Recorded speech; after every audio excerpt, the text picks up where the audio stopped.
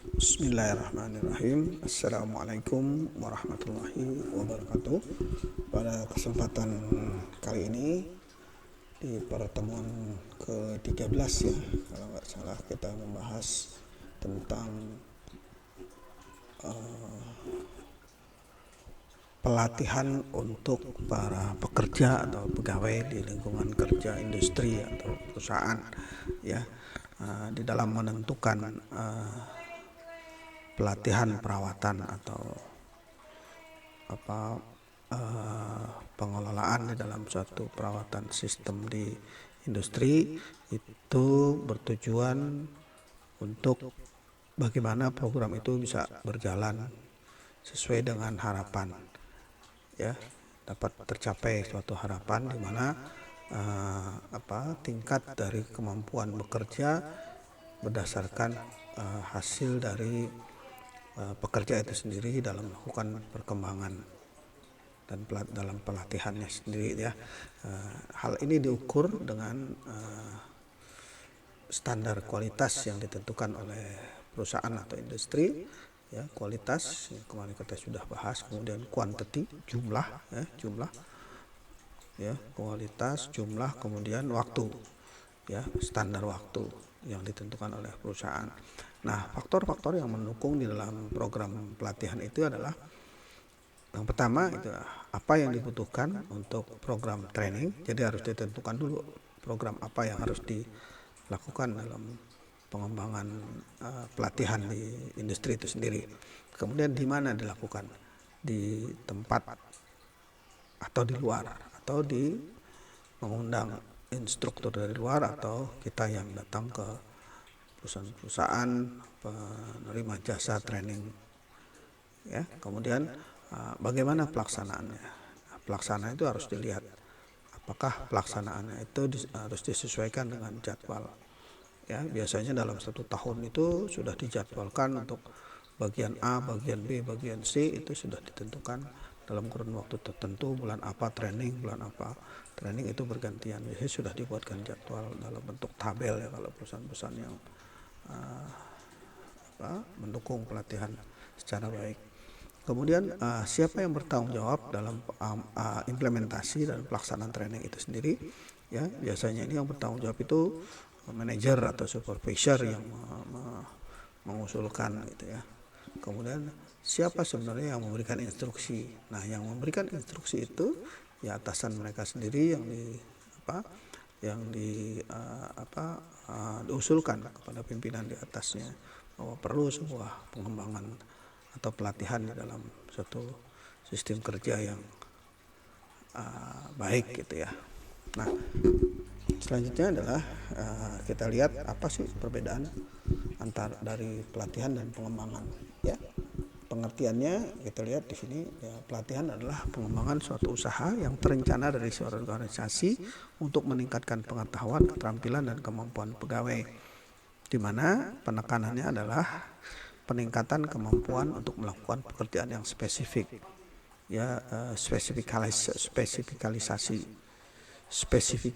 gitu ya, spesifikasi atau kekhususan dari kemampuan seorang pekerja di dalam menangani suatu masalah ya. Kemudian yang kedua ini adalah pengembangan.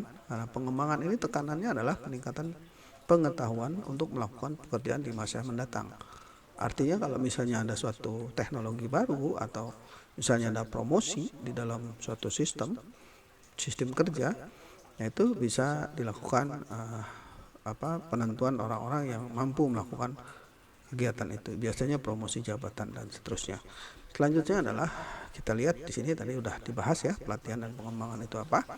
Ya, pelatihan untuk kemampuan spesifik ya, peningkatan kemampuan spesifik. Kemudian kalau pengembangan itu untuk penugasan kemampuan yang ditingkatkan untuk penugasan di masa mendatang ya.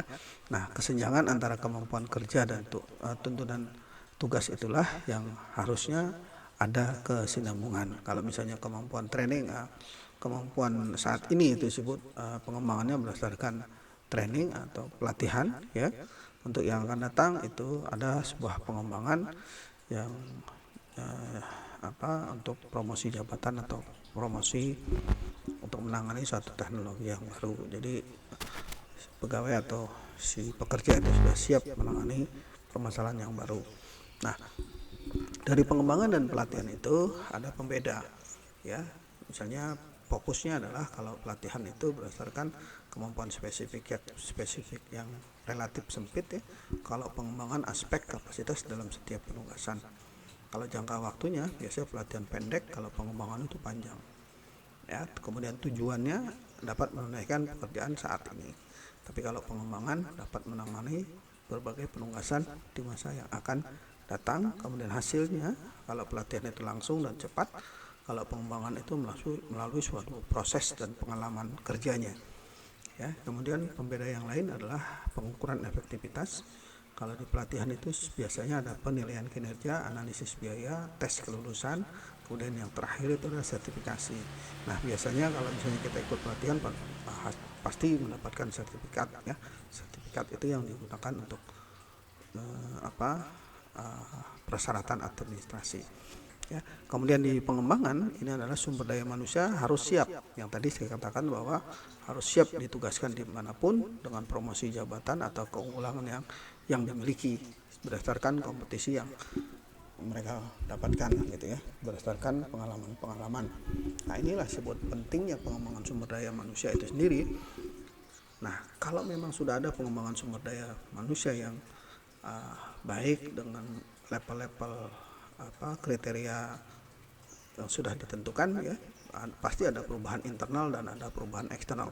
Nah, perubahan internal dan perubahan eksternal inilah yang harus Anda menjadi sebuah tuntutan di mana diperlukan sebuah usaha untuk pengembangan kompetensi sumber daya manusia itu sendiri yang diarahkan pada 3 aspek, yaitu yang pertama adalah kognitif, kemampuan kognitif. Kognitif itu adalah kemampuan untuk selalu mengembangkan kemampuan, ya.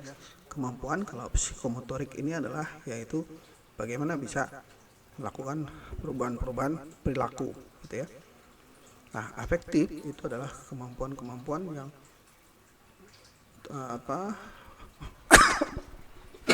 mudah beradaptasi dengan lingkungan, gitu ya.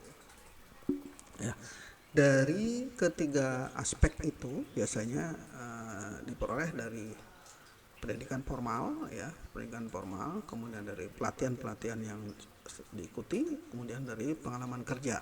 Nah, pengalaman kerja itu adalah dari pengembangan diri, ya. Dari ketiga aspek ini otomatis akan bisa memperbaiki kinerja dari pegawai, kemudian membantu karyawan bisa dan membantu karyawan baru atau juniornya, kemudian meningkatkan kepekaan terhadap pekerjaan dan lingkungan yang ada.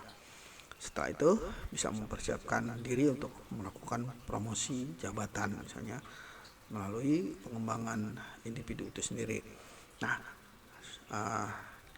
dari turunan itu maka diperoleh, kalau ini berjalan dengan baik dan lancar, akan mengurangi kesalahan-kesalahan yang ada, ya. Kemudian mengurangi tumpang tindihnya suatu kegiatan atau pekerjaan, kemudian bisa meningkatkan produksi dan adanya perubahan perilaku, kemampuan untuk terus berkembang, ya, menuju ke lebih advance lagi, lebih tinggi lagi.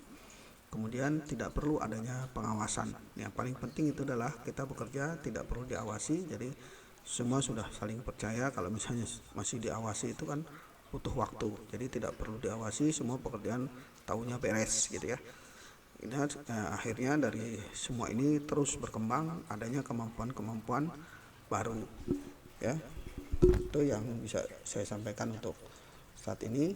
Selamat belajar, sukses selalu buat kita semua. Billahi taufiq wal hidayah. Wassalamualaikum warahmatullahi wabarakatuh.